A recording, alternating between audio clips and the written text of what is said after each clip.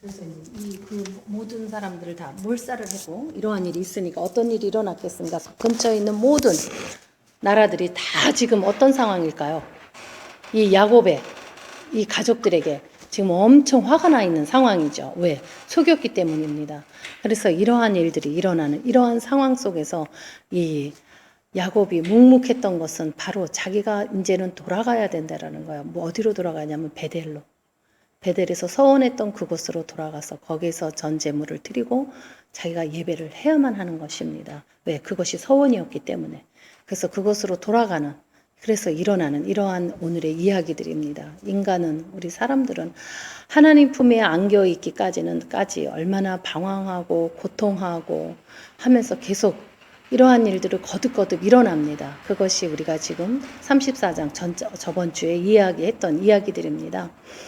그러나 인간은 자신의 그 실현에 대해서 자신의 그 설정한 자기 자신이 세워놓은 그 목표를 이루기 위해서 온 정열을 불태우면서 그리고 그 역동적인 그 삶을 참된 그 안녕과 번영을 제공할 것이라고 믿고 있습니다. 그러나 우리는 절대 그런 일이 일어나지 않죠. 우리 인간이 세운 계획에 우리가 거기에서 안녕과 번영이 성취될 것이라고 생각하지만 절대 그런 일은 지금까지 우리가 35장을 보는 지금까지 일어나지 않았습니다. 여러분들.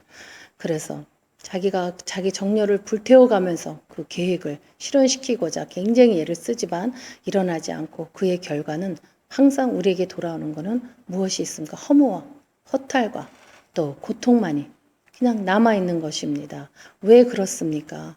그것은 우리의 생에서 가장 번영이요 안녕이요 그것의 근본 되시는 그 하나님을 제외하는 것이기 때문에 제외해놓고 나의 계획대로 살았기 때문에 당연히 허무하고 고통만이 정말 너무 피곤해 지쳐있는 이러한 인생으로 밖에는 남아있지 않는 이러한 삶으로 갈 수밖에 없는 그렇습니다. 우리가 무엇을 원합니까? 안전한 삶을 원하죠. 또 엄청 번영되기를 원하잖아요. 그러나 이것은 하나님의 소속이 되어 있습니다. 하나님 안에 이것이 속해 있는 것이지 우리 인간에게 속해 있지가 않습니다. 근데 우리 크리스찬으로 불림을 받은 우리들은 그 하나님을 나의 아버지라고 하면서 나의 주권을 그분에게로 옮겨버리는 그것이 포도나무에 젖을 붙이는 과정이잖아요. 그렇게 하면서 살지 않고서는 이러한 안녕이라고 하는 거나 번영이라고 하는 이러한 단어에 걸맞는 삶을 살아갈 수가 없습니다. 그것이 지금 계속해서 이 야곱이 겪고 있는 일들입니다. 그래서 우리가 하나님을 제외하고서는 아무것도 우리에게 나타나지 않는다는 겁니다. 비와 바람에 쉽게 무너져 버릴 수밖에 없는 그러한 성들만 자기 스스로의 성이지 성이 아니죠. 정말 초라한 집만 지어가면서 살아가면서 자기 자신이 착각하는 거예요. 엄청난 성을 내가 세우고 살아간다라고. 하지만 그 하나님의 전지전능하신 하나님의 비나 바람에 그냥 다 무너져 버리는 그러한 정말 초계와 같은 그러한 인생이라는 겁니다. 이 촛불과 같은 그냥 바람 소리에 그냥 바람만 불어도 꺼져버리는 이러한 인생들을 살아간다라는 것이죠. 그래서 이러한 현실적에서 이 고통과 좌절 같은 이러한 상황 속을 거듭거듭하면서 그 속에서 살아갑니다. 그러나 하나님의 뜻을 추정하고 매 순간 하나님의 주권을 인정하는 자 그런 사람들은 어떻습니까? 궁극적으로는 어떠한 일이 일어납니까? 참된 평안과 번영을 누릴 수 있게 되는 것입니다. 우리는 오직 하나님, 오직 예수, 오직 성령 이것이 아니면은 아무것도 우리에게 이루어지고 무언가 세워지고 집이 지어지고 내가 원하는 그런 것들이 일어나지 않습니다. 항상 우리는 누가 우선이어야 되겠습니까? 항상 하나님이 우선이어야 됩니다. 무엇이 바빠서 무엇에 쫓겨서 막 이 세상에 지금 일어난 이 현실의 무언가의 해픈에 의해서 그 해픈이 주님인 양 그거를 위해서 막 헌신을 합니다. 막 노력을 합니다. 막 죽기 살기를 막 합니다. 근데 그러한 삶들 속에서 쫓기는 삶이잖아요. 그런 삶, 쫓기는 삶 속에서 거듭 내가 그걸 해서 무엇을 만들어냈는지는 모르겠지만 무언가를 위해서 그렇게 막 아주 그냥 사는 거 아니겠습니까? 무언가를 위해서 그거를 쌓지만 그것이 정말 진정 참 하나님이랑 함께하지 않는 것이라면 그 관계고 모든 상황은 다 무너집니다. 그거를 우리는 사도 바울은 뭐라냐 헛수고한다라고 이야기합니다. 또 허망한 짓을 한다라고 이야기를 하는 것입니다. 그거와 마찬가지로 이 야곱의 생애 또 역시 참 그러한 삶입니다. 그래서 그가 철저한 인간적이면서도 간교했고, 그렇죠? 그러함으로 인하여서 물질이나 세상적인 면에서 번영을 누리고 그리고 살아가고 있습니다. 그러나 그의 번영과 이 배후에는 항상 누가 있습니까? 쫓김을 당하는, 하나님이 아니라 쫓김을 당하는, 그래서 방랑하는 그러한 영육이 고통을 따르는 이러한 일들을 계속 겪습니다. 납복강에서 하나님과 씨름함으로 인해서 한도뼈가 부러지면서 이스라엘이라고 하는 것을 봤습니다. 그래서 자기 형이 왼수의 얼굴이 나를 죽일 것 같은 살인마 같은 나의 형의 얼굴이 하나님을 뵙는 듯한 그러한 눈으로 보이는 이러한 은혜를 받았습니다. 그러나 그는 베델에서 서원했던 것을 잊어버렸어요. 그것으로 인하여서 하나님께서 디나를 칩니다. 그래서 이 디나로 인하여서 망신을 당하죠. 하나님의 사람 이스라엘이라고 하는 이름을 받은 한도뼈까지 부러진 야곱에게 이러한 망신을 당할 일이 있겠습니까? 네, 망신을 당합니다. 그것으로 인하여서 그 형제들이 시몬과 누구죠? 레위가 아주 작정을 하고 그들을 속입니다. 하나님이 자기네 언약의 백성이라고 하는 이 할례 받아야 하는 이러한 정신을 물려주는 게 아니라 하나님의 것으로 속입니다. 그렇죠. 하나님의 언약을 가지고 장난을 친다라고 요새 세상은 말하죠. 해가지고 속입니다. 그래서 그들을 할례 받은 자로 만든다고 하면서 그들의 행위만을 요구합니다. 그래서 어린애부터 노인까지 남자는 다 할례를 받았습니다. 그러고 난 뒤에 꼼짝하지 못하게 되는 상황에 가서 그 나라를 쳤습니다. 다 죽였습니다. 그들의 있는 모든 물질을 다 약탈해 가지고 왔습니다. 무엇입니까? 강도죠. 이러한 하나님의 자손이 이러한 일들이 일어납니다. 이것을 보면서 야곱이 묵묵할 수밖에 없었던 거예요. 누구의 죄입니까? 야곱의 죄입니다. 서운한 자는 야곱입니다. 우리가 한번 이 본문에서 제가 이렇게 일주일간 묵상하면서 생각했던 게 하나님께서 성경에서는 우리에게 대대로 복을 주실 때 1000대까지의 복을 준다라고 이야기합니다. 저주는 3대까지 준다라고 이야기합니다. 그렇죠? 우리의 축복은 항상 어디에 있냐면은 나는 일구는 자고 그 열매를 맺는 건 우리 자녀들입니다. 사실은. 근데 우리는 자꾸 내 때에 무언가를 보려고 합니다. 내 때에 무언가가 일어나기를 원합니다. 근데 성경을 창세기를 가만히 그 인물들을 가만히 묵상해 보면은 항상 어땠습니까? 하나님이 나에게 언약한 그 말씀들이 어디로 내려갑니까? 그 자손에게. 그 자손에게. 지금도 그것을 하고 계시고 지금도 그래서 우리를 자녀라고 불러주셨고 지금도 그 사역은 그 언약은 계속 컨티뉴 돼서 지금 계속 일어나고 있습니다. 그렇다면 여러분의 자녀들은 어떠한 모습들입니까? 를 생각해 보면 내가 생활을 잘했나 못했나를 알 수 있습니다. 그렇겠죠. 그래서 많은 생각을 하게 되는 그러한 요인이었습니다.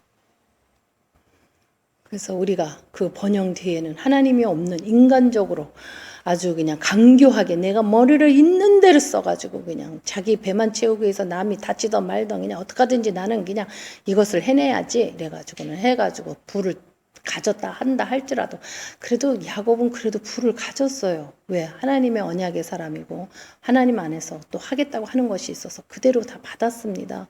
근데 우리 크리스천들은 또 그러지 못하는 건 또 뭐예요? 이거 참 퀘션이 안 됩니까, 여러분? 저는 그게 퀘션이 되던데. 그렇다면 왜 크리스천이라고 살면서 왜 하나님한테 이러한 것을 받지 못할까? 라고 생각을 하게 됩니다. 다 받지 않은 건 아니지만 저가 아는 분들이 받지를 못할까라고 생각을 하게 되는 거죠. 그것은 왜 그럴까요?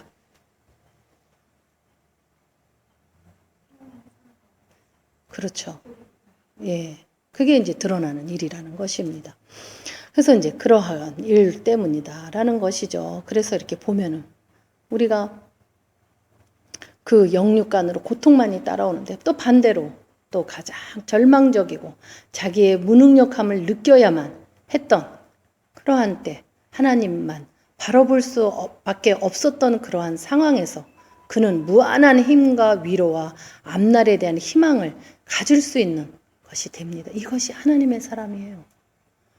내가 정말 어찌할 수 없을 때, 절망 속에서 무능력할 때, 그것을 그걸 느끼고 있을 때, 내 무능력을 내가 느꼈을 때, 그때 하나님을 딱 바라보는 사람은 하나님의 사람입니다.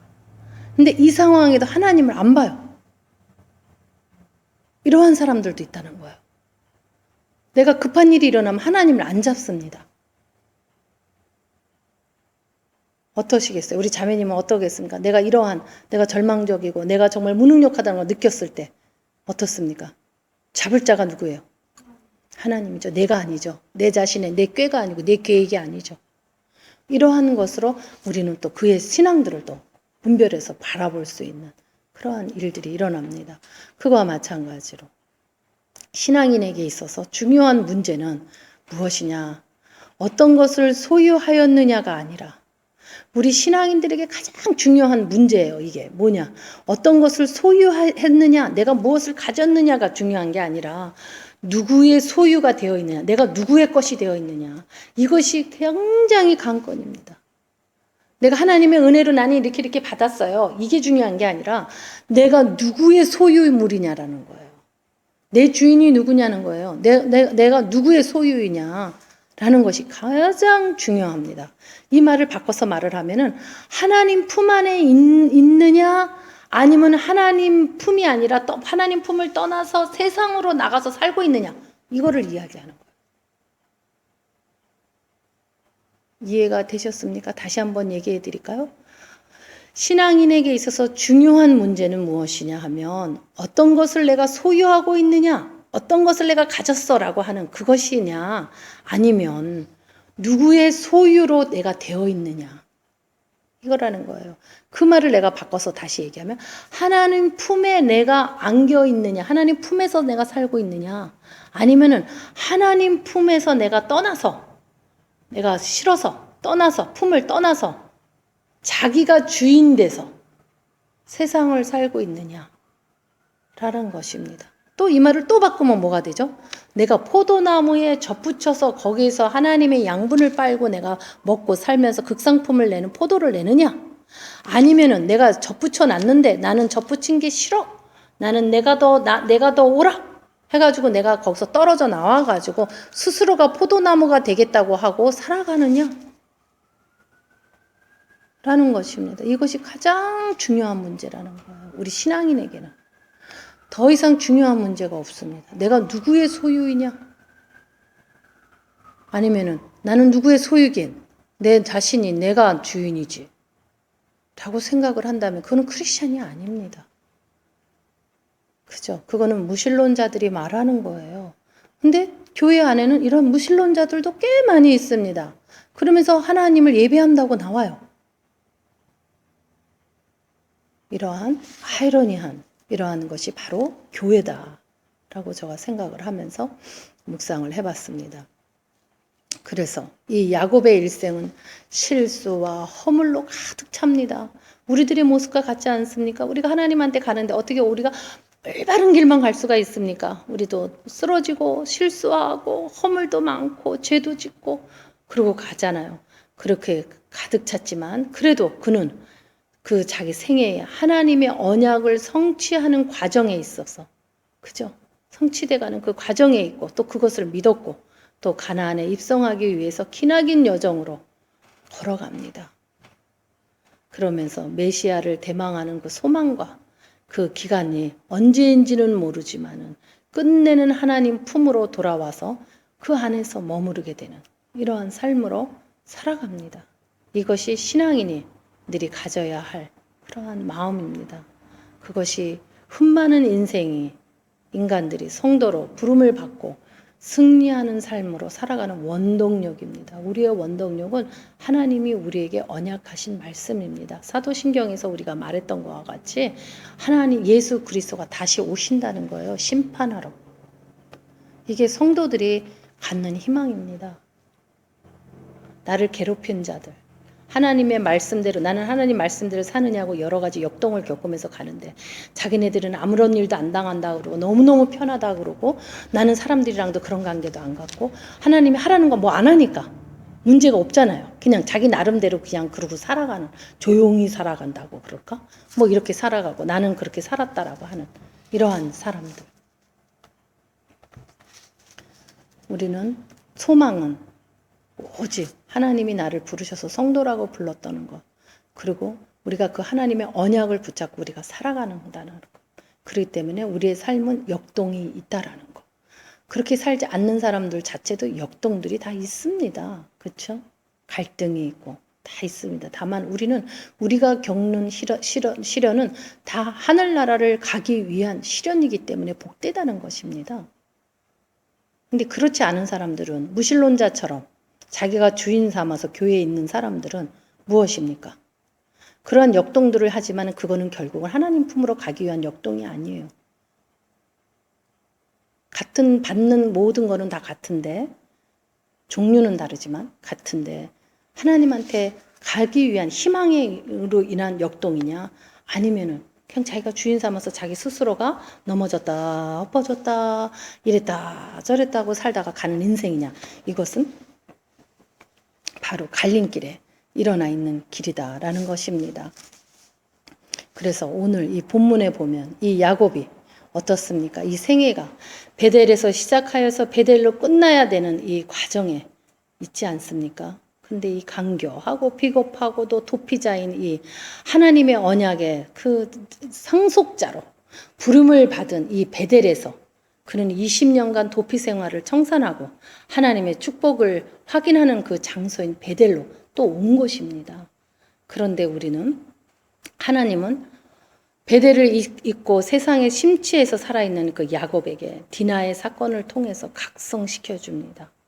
그러하여금 베델의 순례길을 떠나지 않으면 안 되게끔 하나님께서 인도하십니다. 스스로가 갔으면 너무나 좋았을 것을 가지 않고 또 거기 안주해서 그곳에서 살고 그렇죠.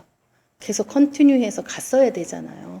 가지 않았습니다. 머물렀습니다. 그 자리에 세겜 땅에 그것으로 인하여서 일어나는 이러한 일들.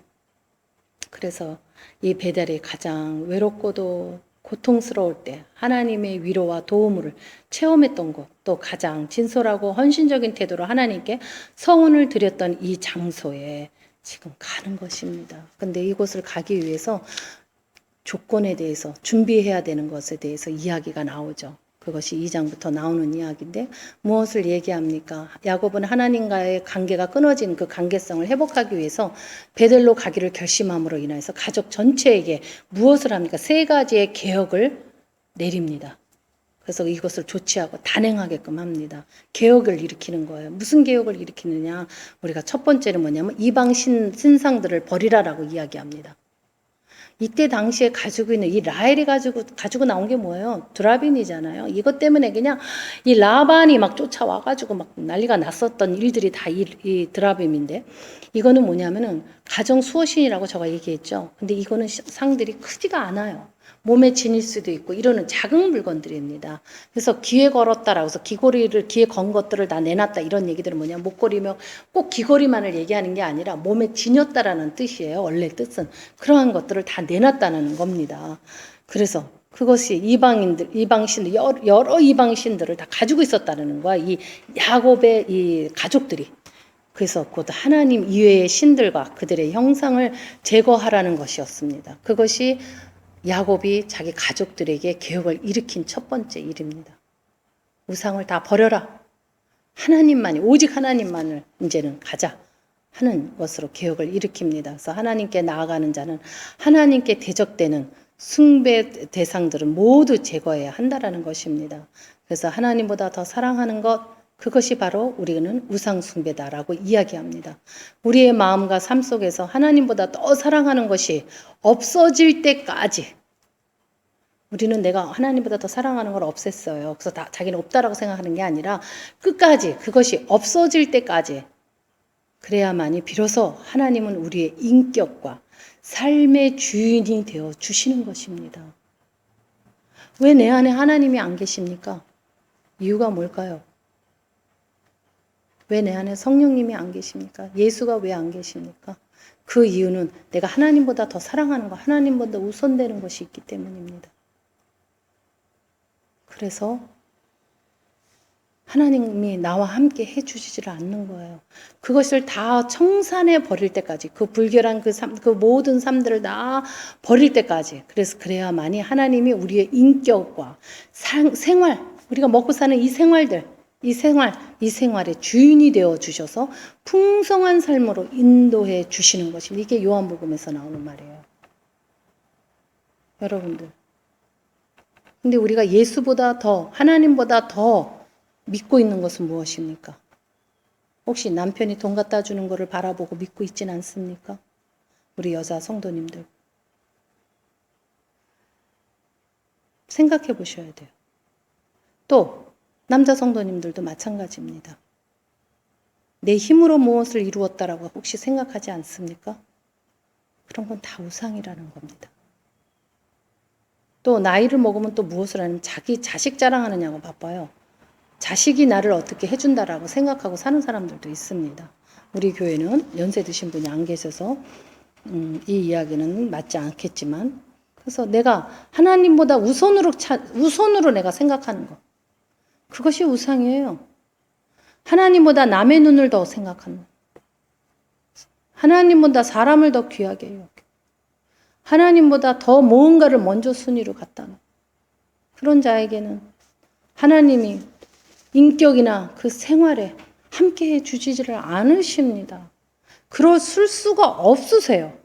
우리 하나님은 얼마나 전능하신 분이시냐면은 자기 독생자 예수를 내어주지 않으면 그 타락한 인간과의 관계를 맺을 수가 없었습니다.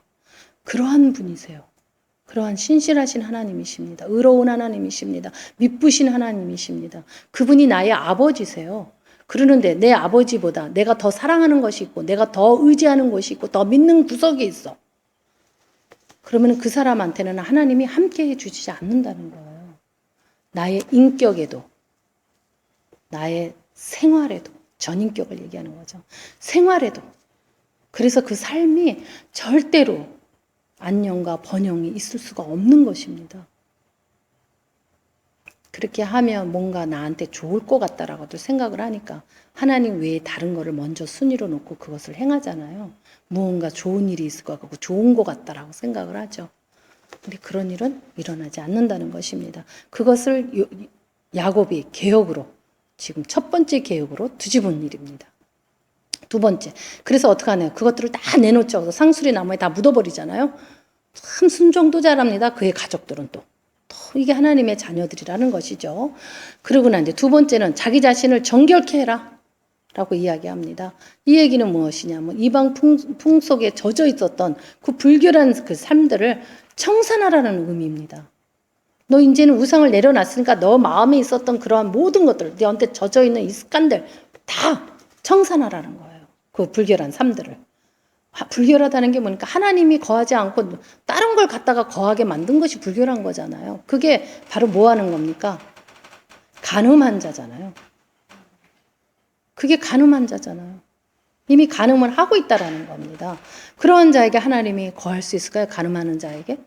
있을 수 없습니다. 세상법에도 한국은 어떻게 되죠? 쇠고랑을 차고 감옥에 갇혀져야 되죠. 그래서 거룩하신 하나님께 나가는 자는 몸과 마음을 깨끗하게 해야 하는데, 몸과 마음입니다. 마음만이 아니라 몸도 깨끗해야 된다라는 거. 마음을 깨끗하게 해야 되는데 바로 이 규례가 나중에 훗날 모세의 율법에서 결례의식이라고 하는 것으로 정착되고 맙니다. 이 야곱이 한 이 두 번째 개혁에서. 그래서 하나님과 바른 관계를 위해서 회개와 순종의 자세가 무엇보다도 필요하다라는 거예요. 그러지 않으면 자기의 몸과 마음을 정결하게 할 수 없다라는 것입니다. 세 번째, 의복을 바꿔라, 바꿔 입어라 라고 이야기하죠. 의복을 바꾸라 라고 이야기합니다. 이러한 말들은 또 비슷한 말들이 있죠. 뭐라고 모세의 백성들에게 무엇을 말합니까? 옷을 빨고 기다리라고 명령했던 그러한 출애굽에서 나오는 이야기도 있습니다. 그 무엇은 그 뭐냐? 의복을 바꾸라는 것은 몸을 씻는 것이 뭐예요? 회개의 생활을 의미하는 것이잖아요. 그러면 의복을 바꾸는 것은 뭐냐면 구체적인 삶이 변화를 의미하는 것입니다. 내 삶이 변화된 것, 변화돼야지만이 내가 의복을 예수 그리스도 의복으로 갈아입은 거예요. 우리 크리스천들은 내 삶이 변하지 않고 그때 처음 하나님 만났을 때나 지금이나 내가 변하지 않았어. 그러면은 의복을 갈아입지 않은 거예요. 새 의복으로 갈아입지 않은 자는 예수 그리스도의 의복으로 갈아입지 않은 자는 천국에 못 들어간다는 말도 있잖아요. 그 의복을 갈아입는다는 건 내 삶이 변화되는 거예요. 내가 예수를 믿는다면서 변화되지 않고 매일 살고 있는 사람들 의복이 변화되지가 않았어요. 그러면 삶이 변화되지 않았다라는 거예요. 그래서 내 몸을 씻는 거는 회개하는 생활을 말하지만 의복을 바꿔 입는 것은 구체적인 삶을 변화한다라는 의미의 뜻이다라는 것입니다. 그래서 이 명령이 이제 결국은 이제 십계명을 수여했던 그 모세가 백성들에게 말하는 말이죠. 그래서 율법 시대에는 깨끗한 옷을 입는 것은 성도들의 영적인 개혁과 의를 행하는 것으로 상징적으로 표현하는 말입니다. 내 의복은 여러분들은 어떤 옷을 지금 입고 있습니까? 영적인 개혁이 일어났습니까? 이거는 우리가 개혁이 일어나지 않으면 안 될 정도로 우리는 뭐 언젠간 되겠지. 내가 이 정도 하면 괜찮겠지. 이건 개혁이 아니죠. 개혁이라는 건 뭐예요? 네? 반하는 거. 그럼요. 뒤집어 엎는 거예요. 그걸 개혁이라고 그래. 180도로 반하는 거가 개혁입니다. 한 15도 정도 바뀌고 내가 많이 바뀌고 있어. 이런 거는 개혁이 아니에요. 근데 그러한 것으로는 하나님의 의복을 입을 수가 없습니다. 우리는.